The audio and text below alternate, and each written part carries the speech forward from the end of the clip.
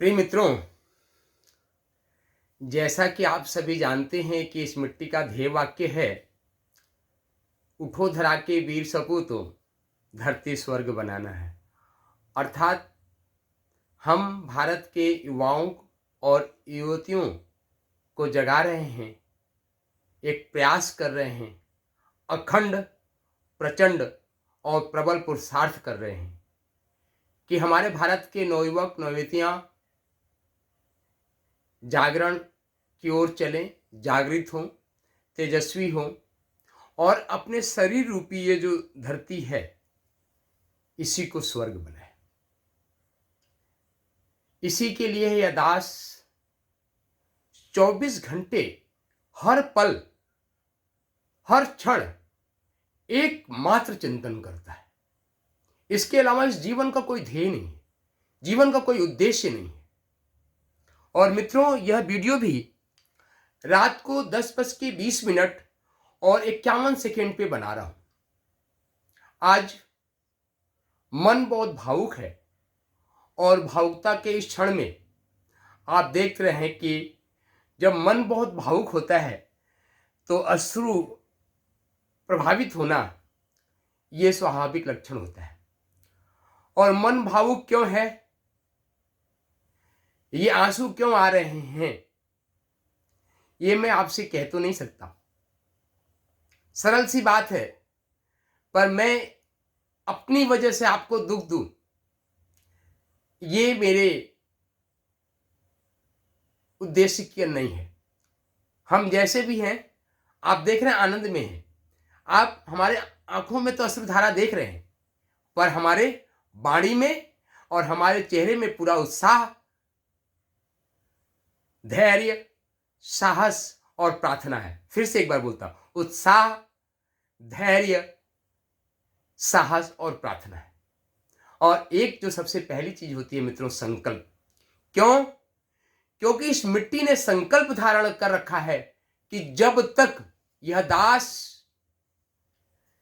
इस भारत जैसे तेजस्वी समर्थ राष्ट्र से अनाचार, अत्याचार और अनर्गल प्रलाप करने वालों का समूल नाश नहीं कर लेता, तब तक यह दास विश्राम नहीं पा सकता।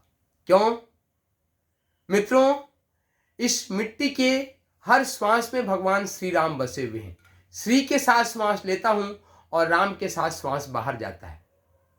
बहुत लंबे वर्ष तक हम सबकी लाडली सी राधा रानी के सी चरणों में रह के ये प्रार्थना किया है और यही अभ्यास किया कि श्री राम हर श्वासों में आ जाए। 9 वर्षों से अधिक श्री धाम बरसाना राधा रानी के आंचल में रह के, उनके श्री चरणों में रह के यह मिट्टी ने साधना की है। और साधना से यही संकल्प पुष्टित हुआ है कि राम काज कीन्हो कहां, मोह कहां विश्राम। कि जब तक राम राज्य की, भगवान राम के कार्य को पूरा नहीं कर लेता, तब तक विश्राम कहां पे है। राम काज कीन्हे, मोह कहां विश्राम। और यह हनुमान जी की चौपाई है, पर भगवान राम का हर दास हनुमान जी के चरणों में यही नमन करता है, कृपा करो गुरुदेव के नहीं, क्योंकि हनुमान जी ही गुरुदेव के समान है। और आज इस भावुक पल में यह मिट्टी यही संकल्प लेता है कि जिस दिन तक इस बाड़ी में सामर्थ्य है, यह बाड़ी चुप नहीं रहेगी। हर पल, हर क्षण आपसे उठो धरा के वीर सपूतों, धरती स्वर्ग बनाना है। और यही संकल्प है मित्रों। संकल्प के लिए हमारे हिमालय के ऋषि कहते हैं कि यदि 7 हिमालय की 7 परत गुफाओं में भी बैठ के कोई ऋषि संकल्प करता है, तो संकल्प में इतनी सामर्थ्य होती है कि पूरा वे 7 परत टूटती है और संकल्प की वहां ऊर्जा वहां से निकलती है। प्रकृति की सारी पंच महाभूत, आकाश, वायु, अग्नि, पृथ्वी और जल, ये सब उसके साथ लग पड़ती हैं और उस संकल्प की पूर्ति करते हैं। तो संकल्प से बड़ा कोई बल नहीं और संकल्पवान पुरुष के लिए कोई चीज असंभव नहीं। पर शर्त क्या है कि संकल्प का कोई विकल्प नहीं होता है, और जब संकल्प का कोई विकल्प नहीं होता तो संकल्प से सिद्धि मिलती है। हम विकल्प दे के सिद्धि से चूक जाते हैं। तो यह दास कोई विकल्प नहीं देगा संकल्प को, संकल्प से सिद्धि की ओर पहुंचना है। और क्या संकल्प है? स्वच्छ भारत, स्वस्थ भारत और समर्थ भारत। स्वच्छ भारत, स्वस्थ भारत और समर्थ भारत। स्वच्छ भारत कैसा? कि जैसे आज हम लोग बाहर के पाश्चात्य मुल्कों की सराहना करते हैं कि देखो कितनी सफाई है, तो हम चाहते हैं कि पूरा विश्व भारत जैसे इस स्वर्ग भूमि की धरती को सराहे कि कहीं पे स्वच्छता देखनी है तो भारत जाओ। स्वस्थ, इस भारत की धरती पे एक भी व्यक्ति की अकाल मृत्यु न हो, यही स्वस्थ का पर्याय है। अकाल मृत्यु अस्वस्थ होने का सबसे बड़ा पर्याय है, तो कोई अस्वस्थ न हो। कल हम भारत मंडपम पे नमो गंगे हेल्थ एंड वेलनेस के प्रोग्राम में थे, और उसमें डॉक्टर राजेंद्र जी जो मैक्स हॉस्पिटल के सीनियर कैंसर कंसल्टेंट हैं, उन्होंने कहा कि आज भारत में भी बहुत तेजी से विभिन्न प्रकार के कैंसर डायग्नोस हो रहे हैं, बहुत तेजी से डायग्नोस हो रहे हैं, और इसके पीछे कई कारण हैं। उन कारणों पर चर्चा नहीं करूंगा। यह बात सुन के बड़ा दुख भी हुआ है ना मित्रों। तो कैंसर महामारी की तरफ फैल रही है, तो किसी की अकाल मृत्यु से भारत में न हो, यही स्वस्थ का पर्याय होगा। तो हम इस भारत को स्वस्थ बनाने का प्रयास करेंगे। और तीसरा, समर्थ भारत। समर्थ भारत कैसे होगा? कि समर्थ भारत मतलब लगभग जहां तक मेरी जानकारी कहती है कि आज भारत में 135 करोड़ से ऊपर आबादी है, जिसमें लगभग आधे के बराबर 9 युवक और 9 युवतियां हैं। तो समर्थ भारत होने का मतलब कि हमारे इस राष्ट्र में एक भी व्यक्ति, एक भी बहन, एक भी भाई, एक भी मित्र बेरोजगार नहीं हो, उनको ये नहीं कहें कि हमको रोजगार नहीं मिला। और मित्रों, इस मिट्टी के पास एक इतना बड़ा कार्य नियोजन, इंग्लिश में कहें तो प्लानिंग है, कि आज भी यह दास, यह मिट्टी 1 करोड़ युवक युवतियों को जॉब दे सकता है। हमारे पास पूरा प्रोग्राम है, और उस प्रोग्राम के तहत हमारे युवक और युवती काम करेंगे तो उनको अच्छा जीवन जीने के लायक पॉकेट अलाउंस दिया जा सकता है, जिससे कि अपने आजीविका के भरण पोषण करने के साथ इस राष्ट्र का उत्थान कर सके। 1 करोड़ से ऊपर युवक युवतियों को देने के लिए है। और क्या है कि जब हम स्वच्छ राष्ट्र बना लेंगे तो सारी दुनिया के लोग आएंगे। अभी उसी Namo Gange health and wellness programme में ढेर सारे विद्वान आए थे। अब हमारे पीछे की वीडियो में जाएंगे तो देखने को मिलेगा।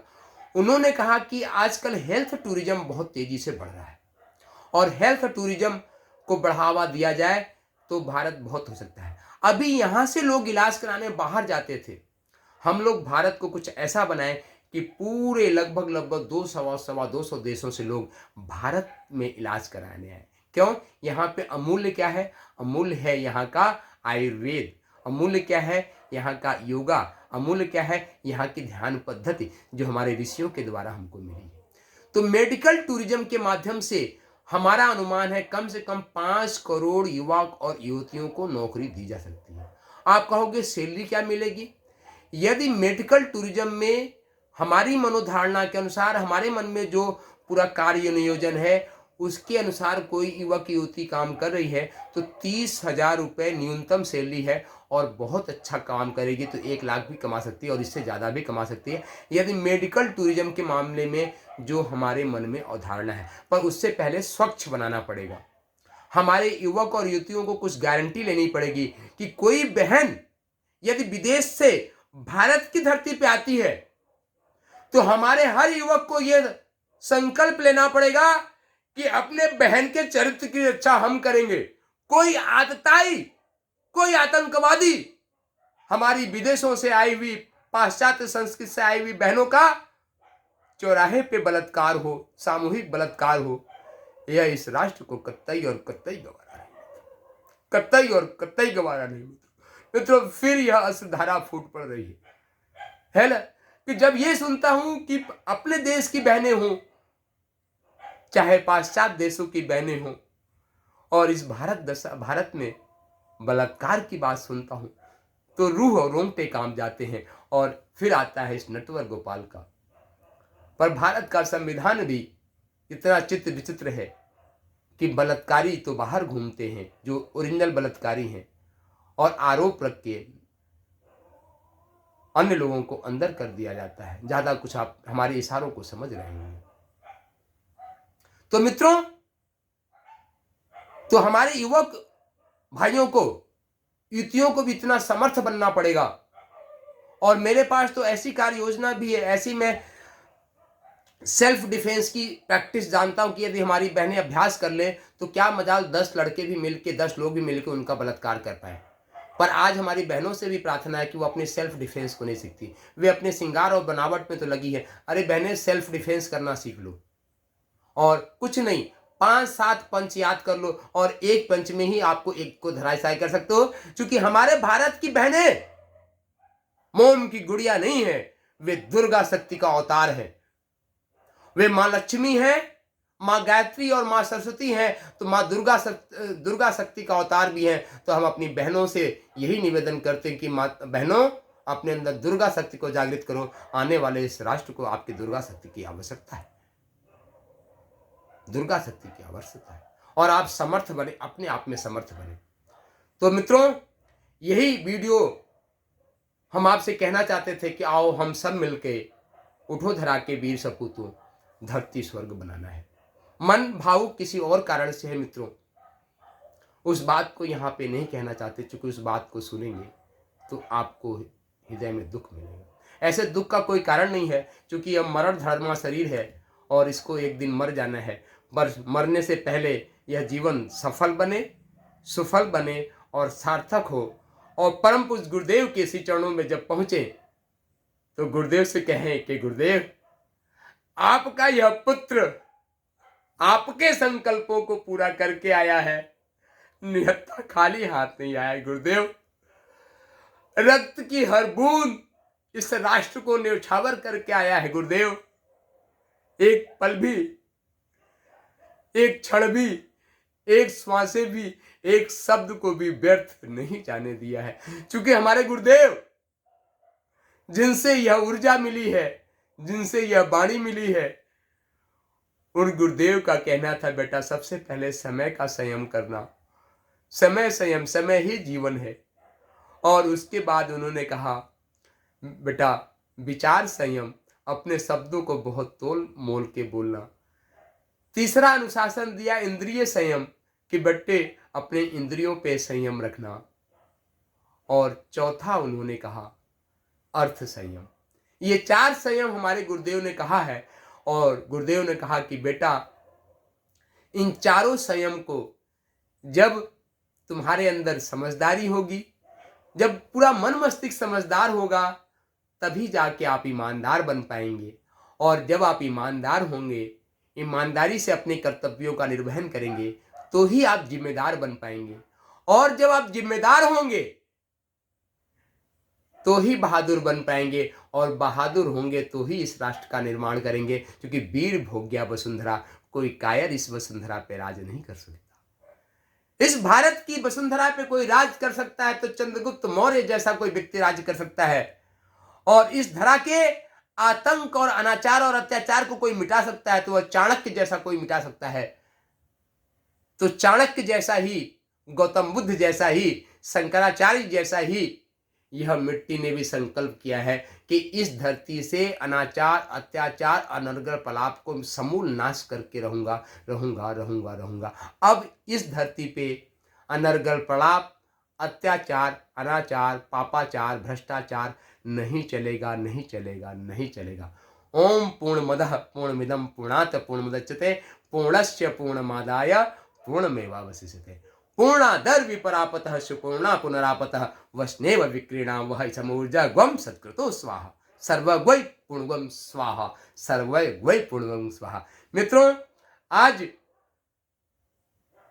5251 वर्ष पूर्व इस धरती पे अवतरित भगवान श्री कृष्ण की आज छठी का दिन है, छठी का उत्सव सारा संसार मना रहा है और यह दास, यह मिट्टी भी आज छठी मना रहा है और यह अश्वधारा भगवान के श्री कृष्ण के पाद प्रक्षालन के लिए निकल रही है। यही मैं समझ नहीं पा रहा था कि इस पल पे यह अश्वधारा क्यों निकल रही है। तो इस ज्वलंत अश्वधारा से भगवान श्री कृष्ण का ही अभिषेक करता हूं कि सरकार वह इस ब्रह्मदंड में भी वही सामर्थ्य दे दो जो महर्षि वशिष्ठ के ब्रह्मदंड में था। महर्षि वशिष्ठ और राजा कौशिक जो बाद में महर्षि विश्वामित्र बने मित्र, उनकी कहानी पढ़ेगा, हमारे YouTube वीडियो पे है। तो ऐसा ही सामर्थ्य इस हमारे नटवर गोपाल पे आ जाए और इसी अश्वधारा से भगवान श्री कृष्ण की मांग के इसका अभिषेक कर देता हूँ मित्रों। इस जन्माष्टमी पे मैं अपने नटवर गोपाल का अभिषेक भी नहीं कर पाया क्योंकि मैं एक प्रोग्राम में था, एक उत्सव, भगवान श्री कृष्ण का ही उत्सव मना रहा था, पर वहाँ पे है ना। तो ये आज अपने नटवर गोपाल का हमने अपनी छठी के दिन पे इन्हीं से अश्वधारा से हमने अभिषेक कर दिया और इसमें इतनी सामर्थ्य हो जाए कि पूछो नहीं। तो मित्रों है ना, वयम राष्ट्र जागृयाम पुरोहिता, हमारे गुरुदेव ने कहते हैं वयम राष्ट्र जागृयाम पुरोहिता। ऋग्वेद की पहली ऋचा कहती है अग्नि मिले पुरोहितम, कि जब तक अग्नि तत्व का साक्षात्कार नहीं कर लो तब तक संसार के पुर के हित के लिए मत निकलना, संसार के पुर के हित के लिए मत निकलना। तो मित्रों, यह दास, यह मिट्टी, अग्नि मिले पुरोहितम, अग्नि तत्व का साक्षात्कार माता गंगा की गोद में, उत्तर काशी के दिव्य पावन धरा में, और इस युग के प्रणेता, इस युग के एक नई धारा देने वाले महर्षि महेश योगी जी के आश्रम में डुंडा उत्तरकाशी में अग्नि तत्व का साक्षात्कार हुआ था। माँ पतित पावनी माँ गंगा के आंचल में कोते लगाते लगाते, बहुत ही अलग कथा है, कभी आपको सुनाएंगे। तो अग्नि तत्व का साक्षात्कार आज से 1997 की लगभग बात है, जो है अक्षय तृतीया के बाद का दिन। तो अग्नि मिले पुरोहितम और इस पुर का हित, इस पुर का तो हित हो ही चुका है, क्योंकि गुरु कृपा ही केवलम, गुरु बिन होय न क्या। जब तक गुरु कृपा नहीं करें तब तक इस पुर का हित नहीं होता है, और गुरु जिस दिन अंगीकार कर लेता है इस पुर का हित तो वही उसी दिन हो जाता है। क्योंकि संत शिरोमणि गोस्वामी तुलसीदास जी कहते हैं बिन सत्संग विवेक न होई, और राम कृपा बिन सुलभ न सोई। बिन सत्संग विवेक न होई, राम कृपा बिन सुलभ न सोई।